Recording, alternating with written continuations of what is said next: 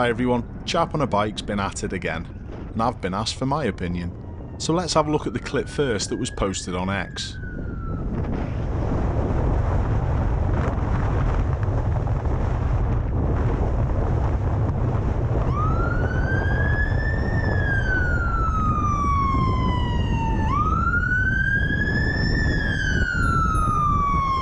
Cycle lane, lunatic. What are you doing?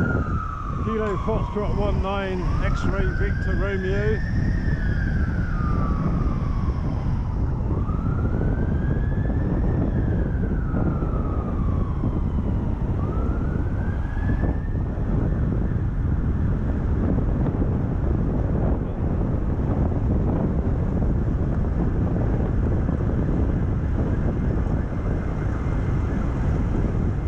This clip was viewed on X over 1.5 million times, and Chap on a Bike did get a little bit of a bashing.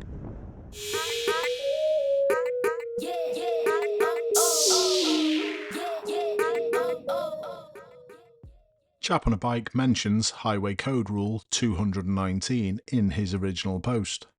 And he goes on to say, nowhere does it say that if you see or hear an emergency vehicle, then pull into the cycle lane and slam your brakes on. But I don't think it happened like that whatsoever. Let's have a quick look at Highway Code Rule 219 now. This rule gives advice on how to deal with emergency and incident support vehicles. It states when one approaches, do not panic, consider the route of such a vehicle and take appropriate action to let it pass, whilst complying with all traffic signs. And it's the final sentence which I think Chap on a Bike has issues with. The taxi should not be driving in a cycle area. However, this is an emergency. Chap on a Bike also added 4 points to his post that he thought trolls were going to be using to argue against what happened. But I think Emma Hilton's reply sums it up perfectly. Haha, no. It's just most of us are willing to work with others when an emergency vehicle needs to pass. Luke also came up with a good point. It was a fire engine and not a police car. But it's my opinion that people have asked for, so here we go. Chap on a Bike's totally fine by being outside of the cycle area, and when the bollards finish, he goes straight back in it. No issues. But the sirens can already be heard, and as the fire engine approaches, they come on again.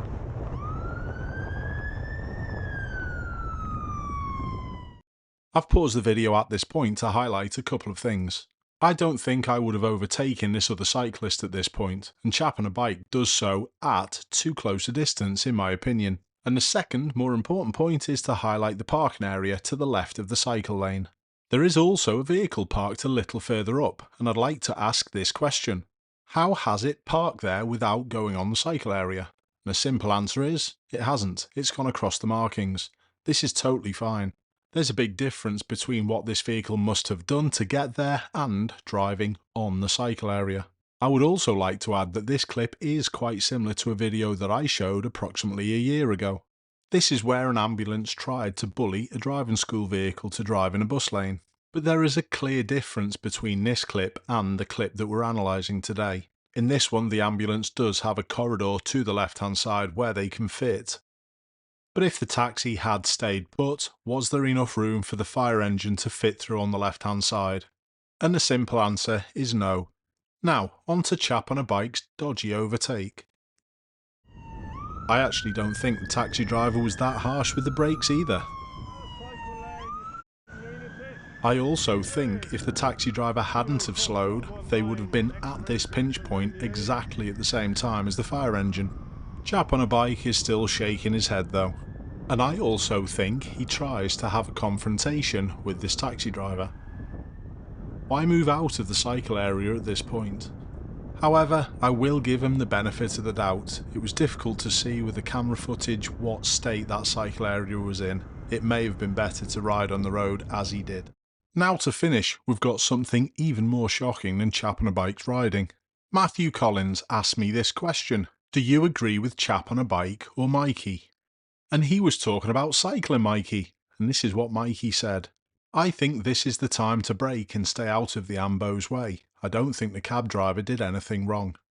And this was my reply. Keep safe everyone, I'll see you all soon. And I think I've got a new best mate.